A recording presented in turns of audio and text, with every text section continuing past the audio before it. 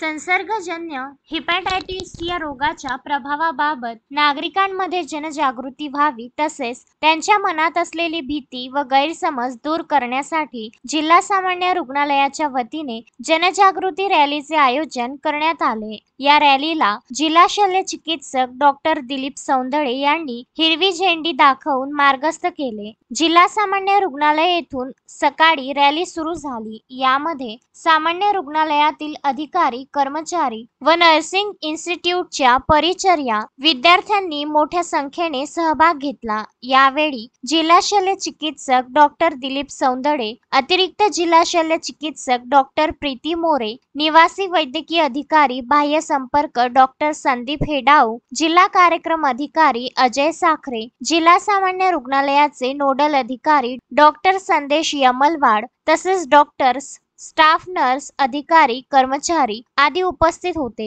ही rally सामान्य रुग्णालयापासून सुरू होऊन IMA हॉल, गर्ल्स हायस्कूल चौक, पोलीस आयुक्त कार्यालयामार्गे डॉक्टर बाबासाहेब आंबेडकर सामाजिक न्याय भवन येथे रॅलीचा समारोप करण्यात आला। या रॅलीने नागरिकांचे लक्ष वेधून घेतले। रॅलीमध्ये हिपॅटायटिस संसर्गजन्य रोगाविषयी जनजागृतीचे फलक व संदेश प्रदर्शित करून जनजागृतीपर घोषणा देण्यात आले। Vidarbha news bureau, Amravati.